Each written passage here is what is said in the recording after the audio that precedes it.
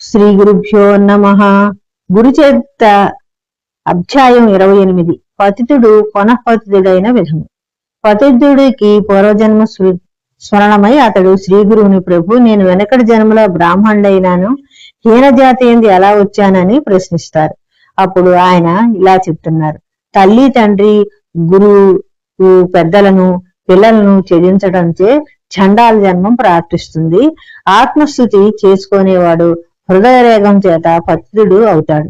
దేవుని నిందించేవాడు అపస్మారక రోగానికి బలి అవుతాడు.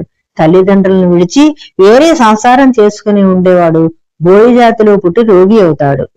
వేద పండితులను నిందించేవాడు అనేక రోగాల పాలన పడతాడు. గర్భపాతము చేసిన స్త్రీ గొడ్రాలవుతుంది. తినిచినే వారిని చూసి దృష్టి విడిచేవాడు చెవిటివాడవుతాడు. పతితుని చేత ఔషధాన్ని సేవించేవాడు గాడిదవుతాడు. బ్రహ్మహత్య చేసిన వాడు క్షయరోగి అవుతాడు. విశ్వాసఘాతం అనురించిన వారికి అన్నమే శత్రువై వాంతి అవుతుంది. పామును చంపినవాడు పామై పుడతాడు. స్త్రీలను చెరపట్టినవాడు మతహీనుడై సంచరిస్తూ నరకాలని అనుభవిస్తాడు. నూనెను దొంగిలించిన వాడు దుర్గంధ శరీరుడవుతాడు. దేవకార్యాలను నాశనం చేసిన వాడు పాండురోగం పాలవుతాడు. పరస్త్రీలను ఆలింగనం చేసుకున్నవాడు కుక్క అయి పుడతాడు. పాలు అపహరించిన వాడు కుష్ఠరోగ్రస్తుడు అవుతాడు. పాపము చేసిన వారు మొదట నరకాన్ని అనుభవిస్తారు.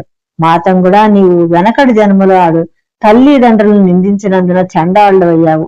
నీవు నెల వరకు క్రమం తప్పకుండా సంగమునందు స్నానం చేసినట్లయితే ముందు జన్మనందు బ్రాహ్మణుడు అవుతావు. అప్పుడు పతితుడు, నేను వెనక జన్మనందు బ్రాహ్మణుడైన కారణంగా నన్ను ఇప్పుడు బ్రాహ్మణ జన్మనందు చేర్చుకోవాలి అంటాడు.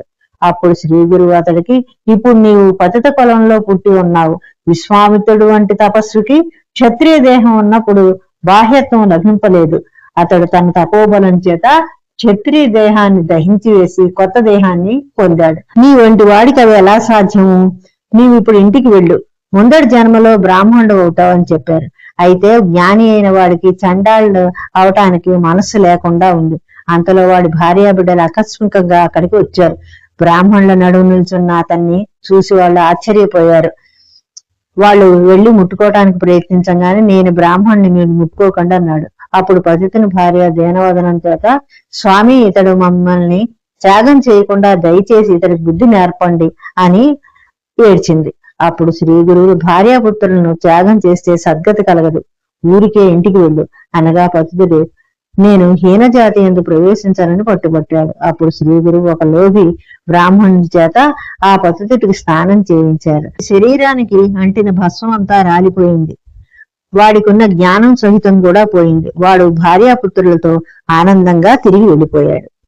28వ అధ్యాయం సమాప్తం.